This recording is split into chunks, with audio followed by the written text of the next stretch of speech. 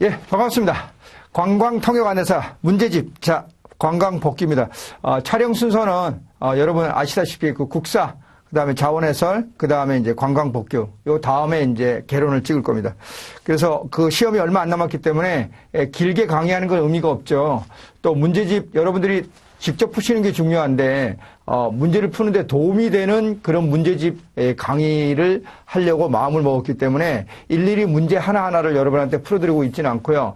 어떤 문제를 푸는 데 있어서 중요한 거라든지 또 어떤 문제에 여기 모든 여러 가지 문제, 여러 문제 중에서도 중요한 문제를 중점적으로 해서 제가 강의를 하고 있습니다. 특히 관광복귀는 제 이론서도 마찬가지고 여기 문제집도 관광법규 전체 법규의 거의 80%를 문제로 만들었어요.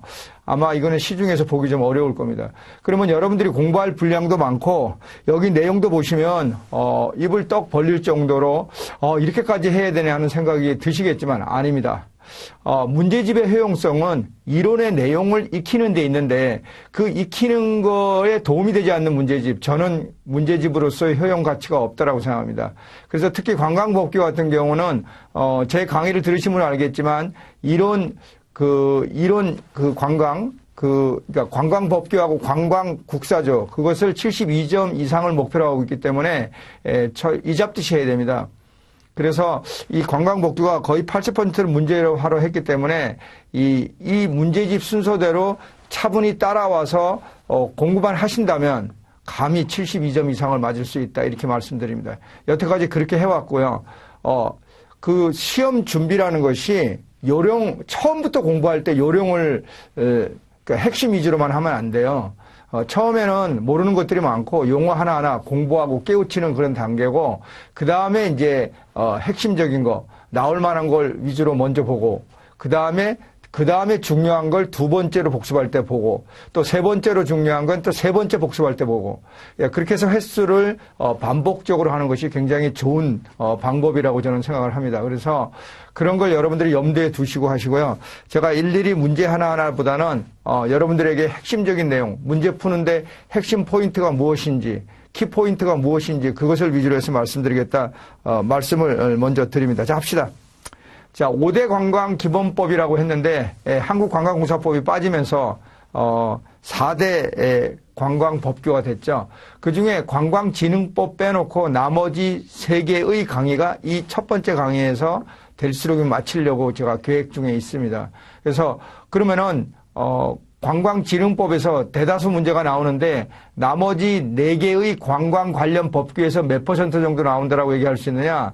제 생각에 많이 나오면 6문제나 7문제, 7문제까지는 아니더라도 한 6문제 정도에서 7문제 정도를 좀 예상하고 있습니다. 그러면 여러분들이 어떻게 해야 된다? 여기서 6, 7문제에서 틀리는 것이 하나 이상 있으면 절대로 안 됩니다. 왜냐고요? 공부할 분량이 관광진흥법에 비해서 적은 데다가 적죠 분량이. 그리고 여기서 나오면은 틀리지 말아야지 72점 이상을 맞을 수 있어요. 여기서 관광진흥법 외에 3개 법규에서 나오는 그 문제를 서너 개 이상 틀려버리면 관광진흥법에서 많이 맞아도 만회하기가 좀 어려울 수 있어요. 그만큼 관광진흥법, 시행령, 시행규칙은 분량이 많죠. 물론 그 부분도 제가 줄여드리겠지만 그러나 우직하게 공부해야 하는 부분이 있기 때문에 여러분들이 그렇게 생각하셔야 될 겁니다. 자, 문제 풀기 전에 제가 모두의 말이 많았네요. 자, 봅시다. 관광기본법. 관광기본법은 14개 조항밖에 없어요. 그래서 문제가 꼭 한 문제씩 나왔었죠.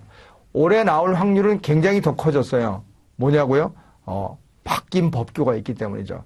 관광기본법이 바뀐 지가, 개정한 지가 오래됐고, 한동안 바뀌지 않는 관광에 관한 기본법이죠. 그야말로. 그랬는데, 이것이 올해 바뀌었죠. 근데 그 바뀐 내용이 또 굉장히 중요한 문제고, 중요한 내용이고, 또 그 내용이 문제 내기도 괜찮아요. 출제자 입장에서도 간단히 약간의 변형을 가하면 문제가 되는. 그래서 출제 확률이 높기 때문에 절대로 틀리면 안 되겠습니다. 자, 관광기본법의 목적인데요. 여러분 그 4대 관광 관련 법규의 그 목적은 꼭 알아둬야 돼요. 그래서 특히 그 국민관광이라는 용어를 처음 사용한 거는 관광기본법이고요.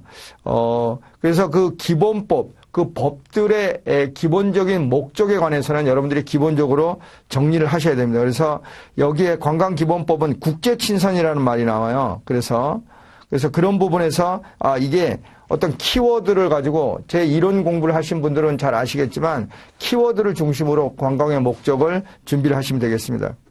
그 다음에 이제 관광기본법에 여러분들이 보시면 알겠지만 정부하고 국가, 주체가, 주인공이 누가 뭘 한다라는 주체가 나오는데 그 주체가 국가가 나오고 그리고 정부가 나와요, 여러분. 근데 우리는 이건 그냥 우리 보통 일반 사람들은 같은 의미로 쓰고는 있지만 여기서는 그렇지는 않죠. 국가 안에 정부가 있는 거죠. 그렇죠? 국가 안에 정부. 이 정부는 행정부고요. 그러면 행정부가 아닌 국가가 뭐가 있냐? 당연히 입법부죠. 입법부가 의회죠, 의회. 그죠? 입법부. 그리고 이제 사법부. 그죠? 사법부. 법원이죠, 법원. 그러니까 사법부라고. 그러니까 법원이라고 해도 되죠. 여러분들 기본적으로. 그러니까 의회나 법원 이런 것도 국가라는 개념에 들어가지만 정부 하면 행정부를 말하는 거야. 물론 이제 우리가 일반 사람들이 그냥 국가, 정부 같은 말을 쓰지만 그거는 그 일반 사람들의 우리의 통념인 거고 이 관광진흥법이나 이 법규에서의 국가와 정부는 정확히 구분을 해야 되겠죠. 그래서 여러분들은 그걸 꼭 알아두시고 그래서 특히 4번 같은 경우가 왜 정부가 아니냐면 보세요. 법 제정이라 그랬죠. 법을 제정한다면 법을 제정하는 건 누가 제정하는데요? 의회잖아요. 그러니까 정부가 한다 그러면 말이 안 되죠. 국가라고 해야죠. 그죠? 그렇죠. 그죠?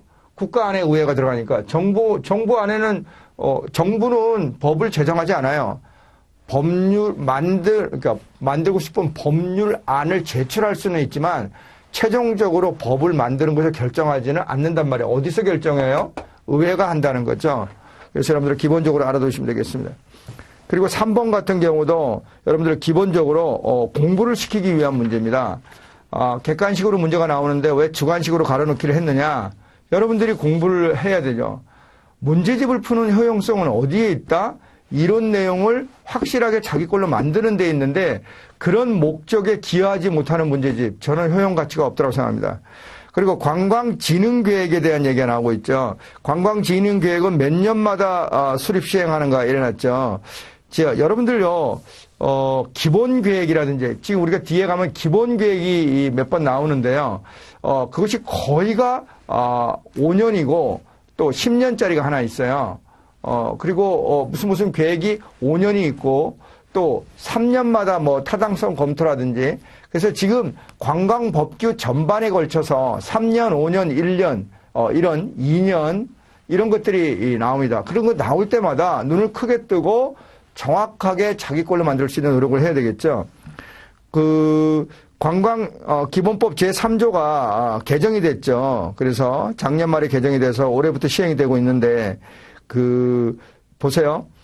밑에 해설을 보면은 정부는 관광진흥의 기반을 조성하고 관광산업의 경쟁력을 강화하기 위해 관광진흥에 관한 기본계획. 너무 길잖아요. 관광진흥에 관한 기본계획. 그래서 줄여서 뭐라 한다? 기본계획을 몇 년마다 수립. 5년마다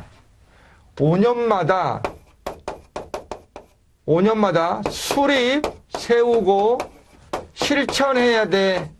시행. 제가 일부러 크게 쓴 이유가 머릿속에 팍팍 지문처럼 새기라는 거죠. 그렇죠? 그리고 기본계획에 포함되어야 할 내용이죠. 거기에 짜증나죠. 그러나 읽어보는 거죠. 그렇죠. 관광을 발전시키기 위한 기본계획에 뭐가 들어있을까? 이런 약간의 호기심을 가지고 읽어주셔야죠. 관광진흥을 위한 역시 진흥이니까 그죠? 정책의 기본 방향. 그렇죠? 그리고 관광 여건, 관광 동향, 진흥 위한 기반 조성, 관광사업의 부문별 정책, 재원 확보 및 배분, 제도 개선, 중앙행정기관 역할 분담, 그 밖에 필요한 사항. 관광법규는 특히 제가 법규를 좀 읽어드릴 거예요. 왜냐고요?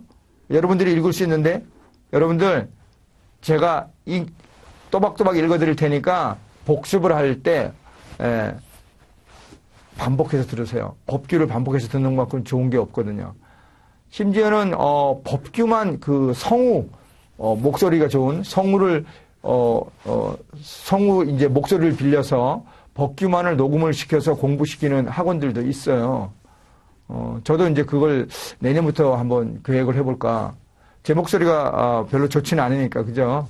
그렇습니다. 자, 그래서 근데 또 중요한 게 사항을 보세요. 해설에 이게 또 시험 문제 나옵니다. 정부는 기본 계획에 따라 매년 시행 계획을 수립 시행합니다. 기본 계획은 5년마다 수립 시행하고, 그렇죠? 매년 이 시행 계획이죠. 여기는 수립하고 시행을 해야 한다. 근데 이것을 매년 시행 계획을, 이 시행을 해야 되는데 시행을 하기 위해서는 매년 시행 계획을 수립 시행하고 평가해서 기본 계획 5년마다 세우는 것에 반영해야 된다. 줄 벅벅 꺼놓으세요. 됐죠? 그 다음에 5번입니다. 관광진흥에 관한 기본 계획, 줄여서 기본 계획입니다. 그죠? 그래서 설명으로 옳지 않은 것은 그랬네요. 자, 앞으로 이제 제가 만든 이 문제를 보다 보면 좀 화가 나실 거예요. 왜 화가 나냐? 아니 무슨 대통령령이 있고 문화체육관광부령이 있는데 그걸 대통령령을 문화체육관광부령으로 바꾸고 문화체육관광부령을 대통령령으로 바꿔서 옳은 거 틀린 거 고르는 문제가 좀 많이 나와요. 아 근데 이 사람 이거 문제를 뭐 이따위로밖에 못 내. 당연히 그 비판 들을만 하지만 저는 이유가 있어요, 여러분. 그러면은 그 대통령령이냐 문화체육관광부령이냐를 바꿔놔가지고 틀린 걸 골라라 하는 문제를 많이 낸 이유가 왜 그럴까요? 그러면 나머지 4개 선지 중에 그게 틀렸고 나머지 앞에 3개 선지가 맞았다는 내용, 옳은 내용이라는 거잖아요. 여러분 읽어보시면서 공부가 되시라고. 무슨 뜻인지 아시죠? 그래서 그런 뜻에서 군데군데 대통령령하고 문화체육관광부령을 바꿔놓은 문제가 있습니다. 그래서 그런 부분에 대해서 여러분들 언짢아 하지 마시고 제가 여러분들을 공부를 시키기 위한 어떤 저의 충정이라는 그 마음에 우러나오는 그 마음이라는 그 마음을 읽어주시기 바랍니다. 자, 그 다음 봅시다. 그래서 그 5번에 1번 굉장히 중요합니다. 기본 계획은요. 이런 기본 계획은 국가관광전략회의 줄 벅벅 꺼놓으세요. 국가관광전략회의 심의를 거쳐서 확정하고 이거 시험 문제 나올 수 있죠. 4번하고 5번은 둘 중에 한 문제는 나올 거예요. 정부는 기본 계획에 따라 매년 시행 계획을 수립을 하고 실적을 평가해서 기본 계획에 반영해야 된다. 맞죠? 자, 3번이 정말로 중요하죠. 그죠? 깨끗하게 중요합니다. 더럽게 중요한 게 아니라 국가관광전략회의는 국무총리 소속하에 둔다. 줄 벅벅 꺼놓으세요. 자, 그래서 4번, 5번은 그러면 관광기본법에서 기존에는 뭐가 나오냐? 연차보고서에 관련된 국회 연차보고서에 관한 조항을 문제가 많이 나왔어요. 그리고 기타 물론 14개 조항 중에 뭐 이것만 중요하냐? 그건 아니에요. 이것만 그래서 거기 여러분들 447쪽이죠. 관광기본법 문제 3번에 제가 거의 문항을 거의 다 가로로 만들어 놨잖아요. 그래서 이런 것들을 보시면서 특히 그 3번에 가로 2번에 보면 외국관광 유치 촉진을 위해서 해외 홍보를 강화한다는 거. 그래서 그런 것들을 여러분들이 기본적으로 그 가로넣기를 공부하면서 공부를 이제 자기 걸로 만드는 노력을 해야 된다는 거죠. 무슨 뜻인지 아시겠죠? 관광기본법은 1조부터 14조에 해당되는 그 내용들을 다 체크한 거랑 마찬가지입니다. 그 다음에 관광진흥개발기금법인데요. 여러분, 관광을 발전시키기 위해서 이런 돈이 필요하죠. 그 돈을 모은 곳을 펀드라 그래요. 펀드. 그게 기금이죠. 그래서 관광진흥개발기금법인데요. 그 기금의 목적도 외화 수입의 증대죠. 관광을 발전시키는 건요. 뭐 국내 관광 활성화도 중요하지만 아무래도 관광은 외국 사람들을 우리나라에 와서 관광을 하게 해서 외화를 벌어들이는 거거든요. 그래서 1번에 3번이고요. 그러면 관광을 발전시키기 위한 돈, 펀드는 어떻게 모으느냐 이거죠. 그래서 정부로 받은 출연금, 카지노 사업자가 총 매출액의 100분의 10이죠. 여기 총 매출액은요. 카지노에 와서 돈을 쓰고 간 사람, 그러니까 사람들이 와서 쓰고 간 돈하고 거기 와서 따가지고 가는 사람도 있죠. 카지노 와서 돈을 다 잃고 다 가는 건 아니잖아요. 일부는 또 돈을 가지고 나가는 사람. 그러면 카지노 사업장에 와서 관광객이 쓴 돈하고 또 관광객이 가지고 간 돈, 딴 돈을 뺀 것이 매출액이에요. 총 매출액. 우리가 보통 식당 같은데 하루 총 매출액 그러면 그냥 일반적으로 손님이 와서 지불하고 간 돈만 총 매출액이잖아요. 여기는 그런 게 아니라는 거죠. 근데 그것의 100분의 10 범위 내에서 납부하는 납부금입니다. 그리고 그래서 그 2번은 틀린 거고요. 그렇죠?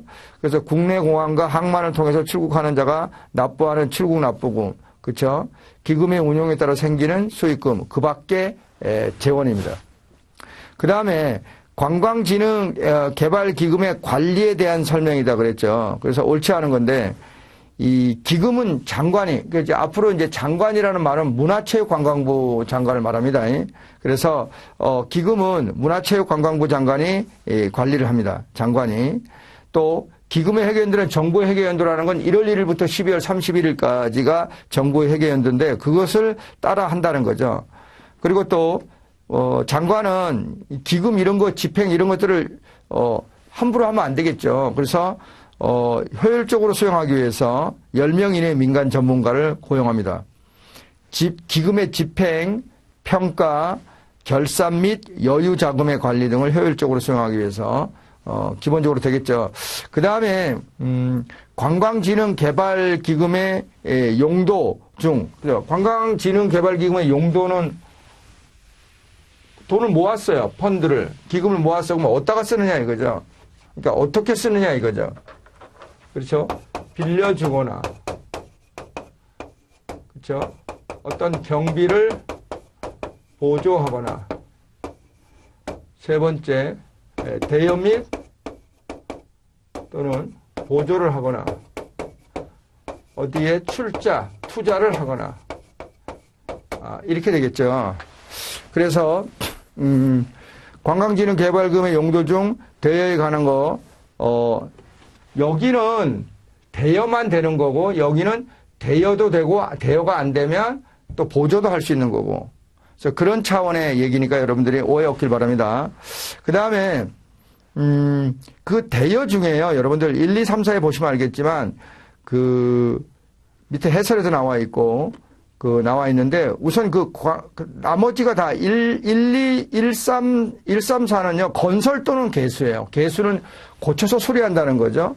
호텔을 비롯한 이런 것들을, 호텔이 이제 다시 2층에서, 호텔이 10층인데 15층으로 올렸다라든지, 또 아니면 그런 호텔을 새로 짓는다라든지, 이럴 때 이제 빌려줄 수 있다라는 건데, 그런 건 다 건설 또는 개수인데, 교통수단은 확보 또는 개수예요. 그래서 그걸 머릿속에 여러분들을 좀 집어넣으시고요. 그 다음에 그 밑에, 대여에 대해서 물어본 거지만, 대여 또는 보조에 관해서 15개가 있죠? 그렇죠. 그러니까 15개가 있는데, 대여 또는 보조하는 게 1번부터 10번까지가 있잖아요. 1번부터 10번까지. 대통령으로 정하는 사업이 또 뒤에 있잖아요. 시행령에 있거든요. 그래서 대여 또는 보조할 수 있는 건 여러분들이, 한번, 읽어보시면 되는데, 여기에 관광이란 말을 될수록면, 빼고 읽는 것이 좋아요. 관광이란 말이 계속 들어오기 때문에, 이 관광이라는 말에 자꾸 생각을 하게 되면, 본질적인 키워드를 찾기가 좀 어려워요. 그래서 그런 부분에서 여러분들 정리를 좀 잘 하시기 바랍니다. 그래서, 또 출자도 민간 자본들을 끌어들이기 위한 출자예요. 여기 출자는. 그래서 예를 들어서, 관광진흥개발기금이 A라는 관광단지에 투자를 하더란 말이에요. 그러면 다른 돈 있는 사람들도, 야야야, 저기 돈이 되나 야, 돈이 좀 되는 모양이네. 유망한 사업인 모양이네. 나도 투자해야지. 그렇죠. 민간 자본 유치를 위해서 출자할 수 있는 사업. 그래서 이 출자는 민간 자본의 유치를 위한 출자, 투자입니다. 그래서 거기 보면 관광지 및 관광단지의 조성 사업. 그 밑에 해설입니다. 4번에. 국제시설의 설립 및 활용 사업. 그런 겁니다. 그래서 여러분들이 이렇게 정리를 좀 하시면 좋겠다. 이렇게 잠깐 말씀드려요. 제가 좀 죄송한데 잠깐 제가 교재에 빠진 부분이 있어서 죄송합니다. 교재에 빠진 부분이 있어서 제가 하나만 좀 말씀을 좀 드리겠습니다. 이 교재에 중요한 내용인데 지금 하나 빠졌어요. 그래서 뭘 제가 말씀드리려냐면 이번에 관광진흥개발기금의 재원이죠. 재원에 새로 들어간 것이 있어요. 보세 판매장 특허 수수료의 100분의 50이에요. 자, 아까 그 건강진흥개발기금, 그 펀드를 어떻게 모으냐고 그랬죠? 그래서 정부로부터 받은 출연금, 그죠? 또 관광진흥법 제30조에 따른 납부금인데 그것이 카지노 사업자의 총 매출액의 100분의 10 범위네요. 그 다음에 이제 출국 납부금, 그죠? 그리고 또, 출국 납부금이고, 그 다음에 수익금과 그 밖의 재원, 그게 이제 관광진흥개발기금법의 제2조죠. 제가 모두에 잠깐 말씀을 못 드렸는데, 이 강의를, 이론 강의를 듣지 않고 문제집 강의로만 들으시는 분은 법규를 따로 프린팅해서 다 뽑으세요. 4개 법규를. 그리고 또, 시행령하고 시행규칙이 있으면 그것마저 다 뽑으셔야 돼요. 뽑으셔가지고 옆에 놓고 그 순서대로 제가 문제를 만들었기 때문에 여러분들 따라오시면 금세 찾을 수 있을 거예요.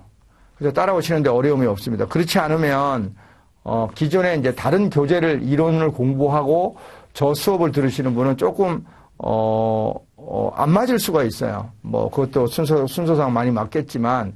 그래서 이제, 일반적으로 우리가 법제처 사이트에 들어가면은 아니면 로엠비라고 쓰면 돼요. 그걸 제가 한번 말씀을 드렸죠. 로엠비나 법제처 사이트에 들어가면은 법규를 다운받을 수 있거든요. 그래서 4개 법규를 다운받아서 여러분들이 보시기 바랍니다. 그래서 여기에 기금의 설치 및 재원에 하나가 추가가 된 게 보세 판매장.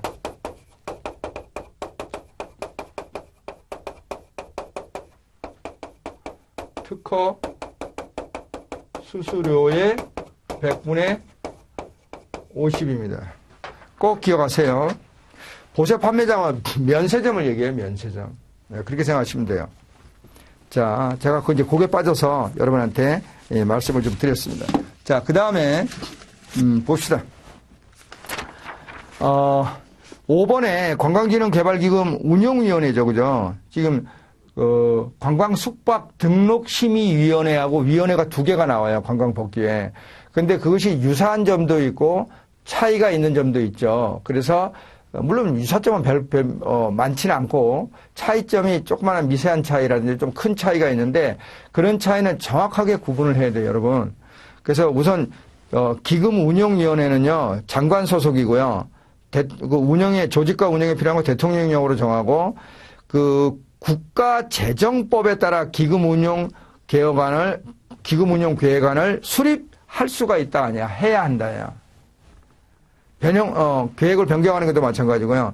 그리고 기금 운용 계획안을 만들거나 수립하거나 운용 계획을 변경하려면 위원회 심의를 거쳐야 됩니다. 그 다음에 6번입니다. 관광진흥개발기금의 지출 및 기금의 회계기간, 기금의 개정에 관한 건데요. 사실 여러분, 지금 여기 정도 있죠. 5번, 6번 정도의 지문은 요즘 이 정도로 나와요.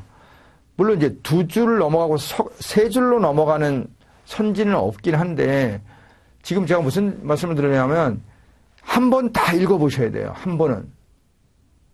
왜 그러냐면 법규의 내용을 그대로 선지에 내기 때문에 그 선지에 익숙하면 익숙할수록 유리해요.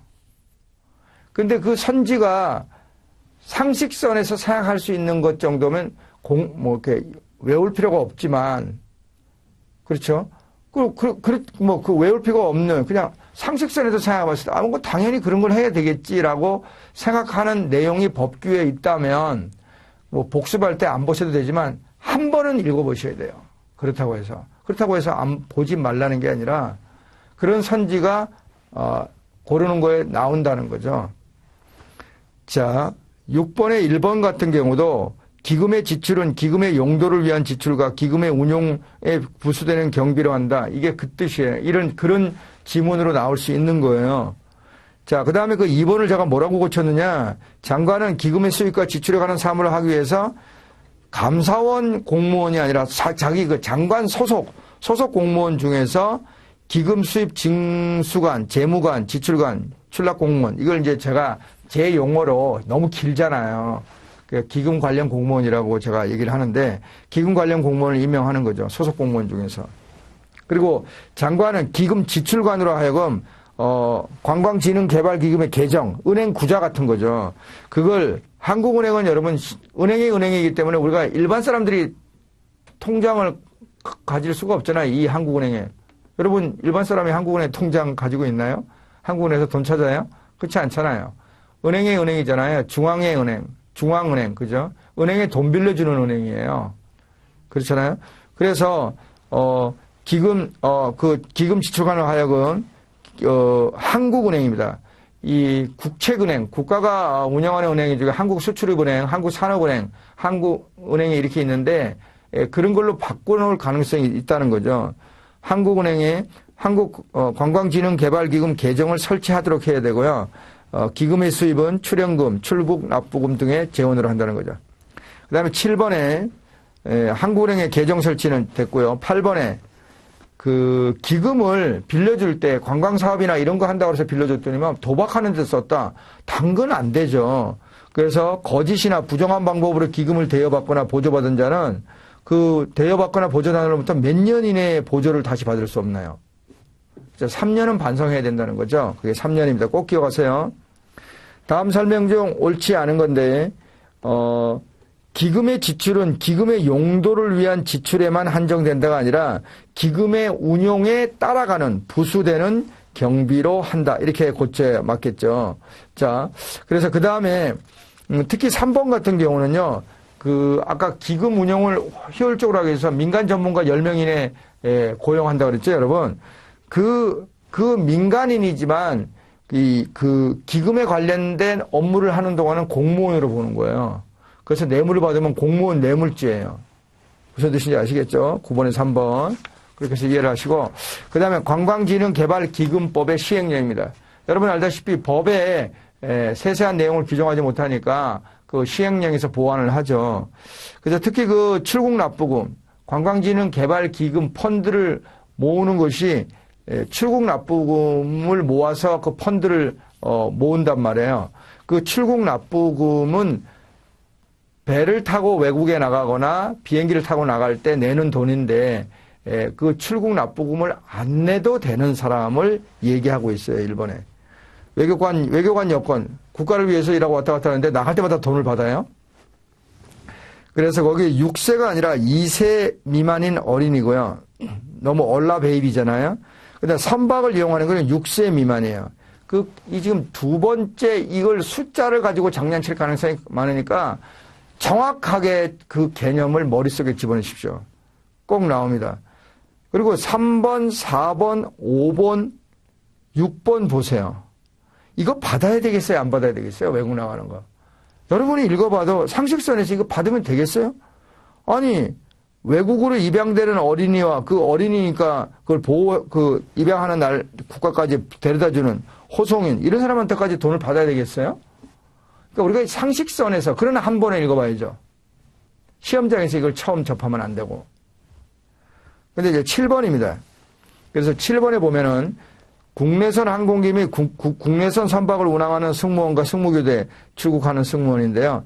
국제선입니다. 국제선.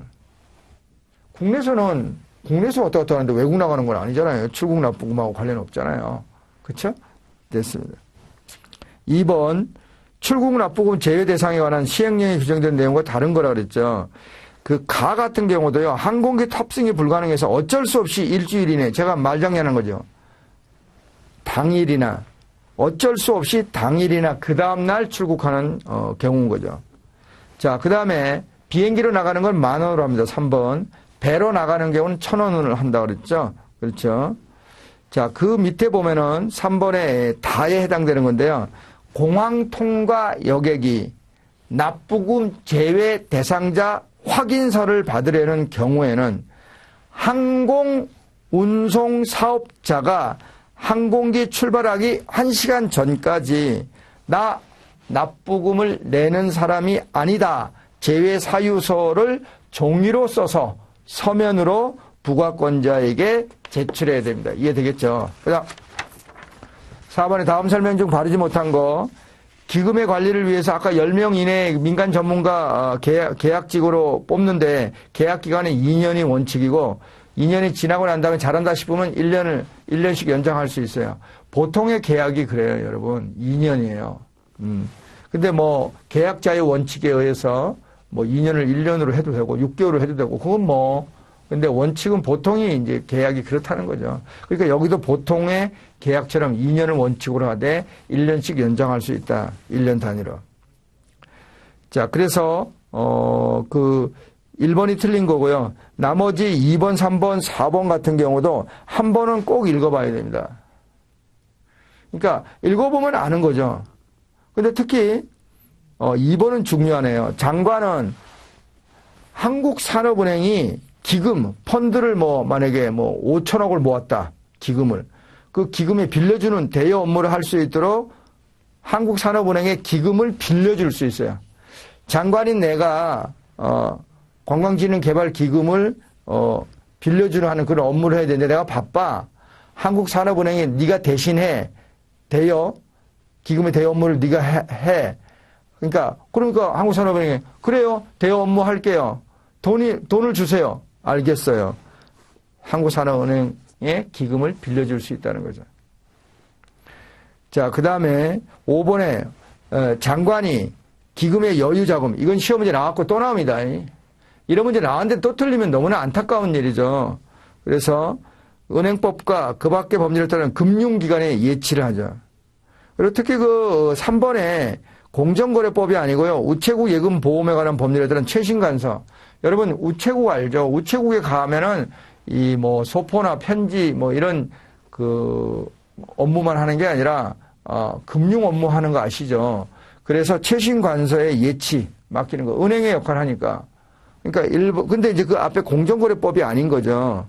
그리고 그 국공채 등의 유가증권의 매입도 마찬가지예요. 이게 이제 국가가 발행한 거, 그런 것들을 갖다가, 100만 원에 국가가 팔고 3년 후에 150만 원 주겠다. 이게 이제 국채 공채거든요. 그런 것들을 갖다가, 3년이 지나면 예를 들어서 5년 뒤에 150만 원 줄게. 이거 100만 원 주고 국채를 발행하여. 그러면 5년 뒤에 150만 원 받는데 이게 지금 3년이 흘렀다 그러면 이 가치가 어느 정도 됐을까요? 한 130만 원 될 거 아니에요. 매년 10만 원씩 늘어나는 거랑 마찬가지니까 5년 뒤에 150만 원 주면은 3년 뒤면은 130만 원 정도 되는 거 아니에요. 그러니까 이런 걸 사는 거죠. 그러면 2년 있다가 여기 20만 원 더 버는 거잖아요. 그런 식으로 수익을 늘려가는 그런 걸 한다라는 거죠. 금융상품의 매입은 은행에서 이제 이러잖아요. 매달 얼마씩 적금을 부어라. 그러면 1억을 갖다가 10년 어떻게 부으면은 주택자금 마련된다. 그런 얘기죠. 금융상품의 매입입니다. 그 다음 6번. 관광진흥개발기금의 용도 중에 대여하거나 보조할 수 있는데 이게 아까 제가 말씀드린 15가지예요. 그래서 기금법에는 10가지가 있는데 10번째가 여러분 해설해 보시면 알겠지만 대통령령으로 정하는 사업이라는 말이 10번째 내용인데 그 대통령령으로 정하는 게 시행령에 보면은 6가지가 나와 있기 때문에 모두 15개 그 내용에 관해서 기금의 대여 또는 보조를 할 수 있는 거죠. 그래서 여러분들이 기본적으로 이런 것들에 대한 걸 체크를 하시기 바랍니다. 이거는 제가 여러분들을 공부를 시키기 위해서 특히 이렇게 1, 2, 3, 4 중에 고르는 게 1번이 1번, 2번이 1번과 2번, 3번이 3개, 4번에 4개 모두 다. 이 굉장히 이런 것들이 어려운 문제인데 일부러 이런 문제를 또 제가 낸 이유가 여러분들이 그 공부를 시키기 위한 거라는 그런 저의 충정을 이해해 주시기 바랍니다. 그 다음 넘어갑시다. 7번에 민간 자본의 유치를 위해서 출자를 한다 그랬죠? 여기 지웠네요. 민간 자본의 유치를 위해서 기금 투자조합에 기금의 출자를 할 수 있는데 여기 대통령령으로 정하는 사업이거든요. 여기에 사업이란 집합투자기구, 사모 집합투자기구, 부동산 투자회사에 의해서 투자되는 사업을 말한다. 이 같은 투자 사업에 해당되지 않는 거죠. 그죠? 근데 4번의 내용은요. 출자는 할 수 있지만 대통령령으로 정하는 투자 사업에는 아니에요. 그러니까 이런 식으로 여러분들을 괴롭히는 문제가 나올 수도 있다라는 거죠. 8번이 엄청나게 중요합니다. 진흥개발 기금 운영위원회죠. 자, 위원장 1명을 포함한 10명 이내 위원이죠. 회의는 어떻게 열려요? 그 위원수가 10명 이내면 10명 이내니까 9명이라고 합시다. 9명이면 제적위원, 제적이 9명이죠. 과반수니까 9명의 과반수, 반을 넘어야죠. 2분의 1 이상하고 과반수는 틀립니다.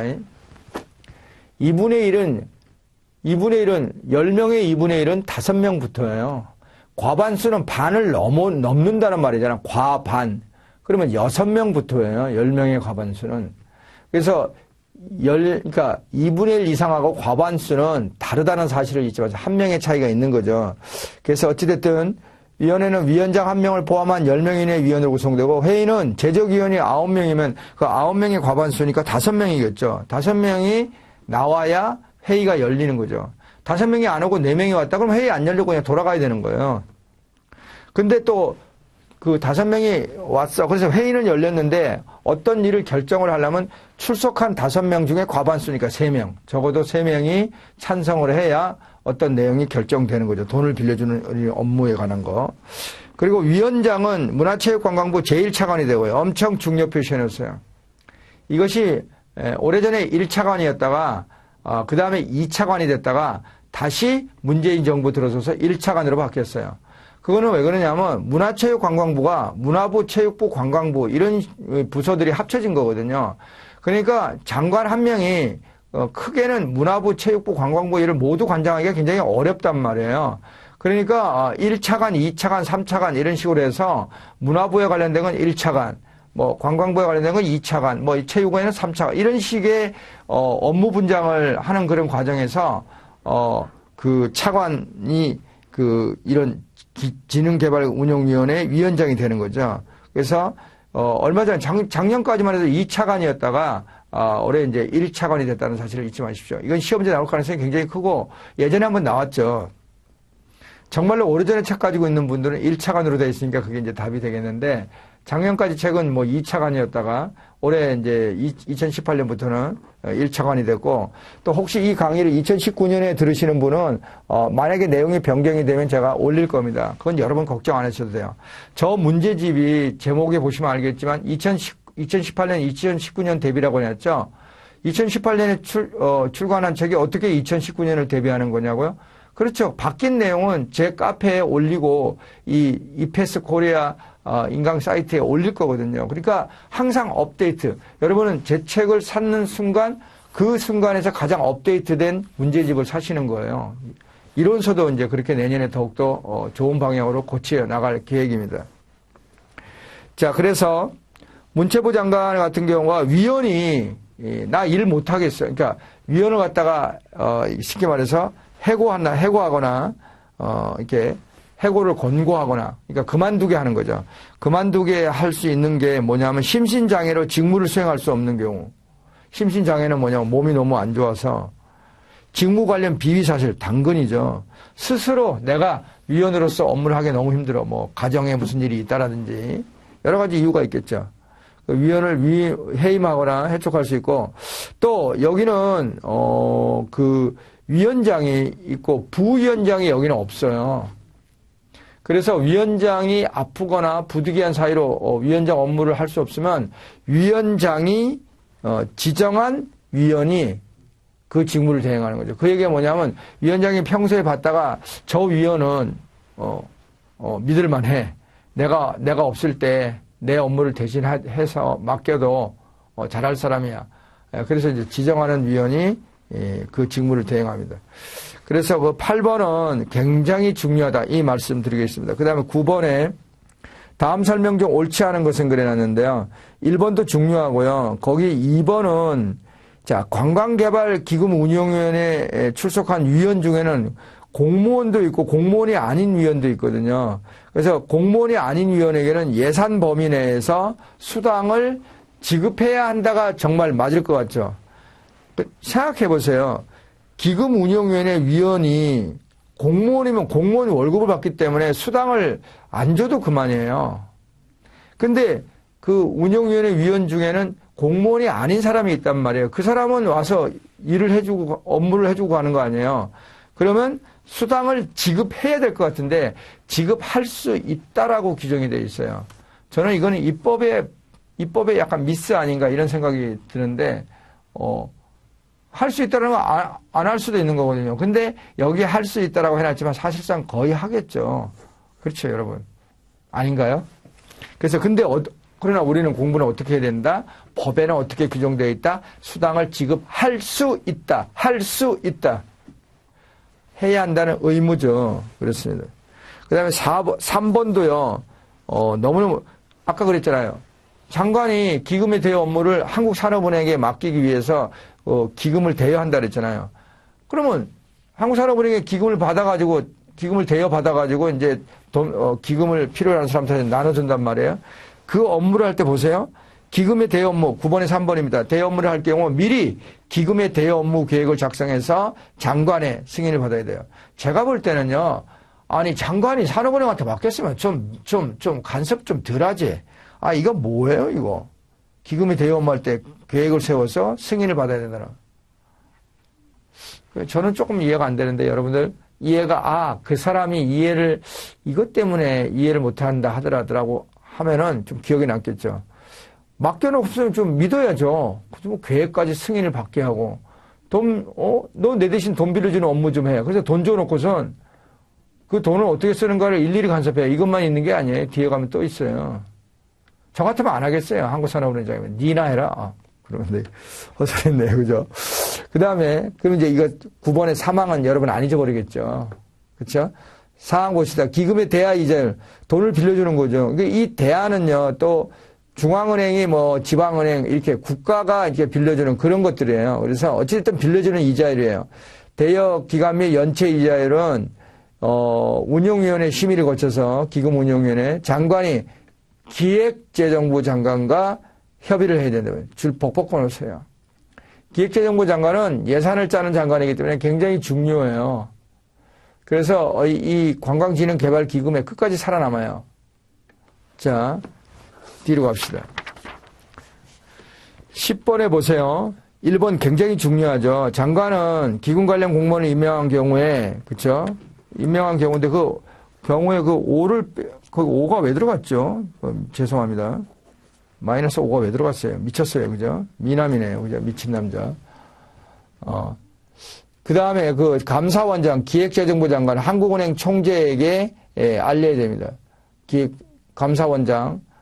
세 사람한테 알려야죠. 기금 관련 공무원. 그렇죠?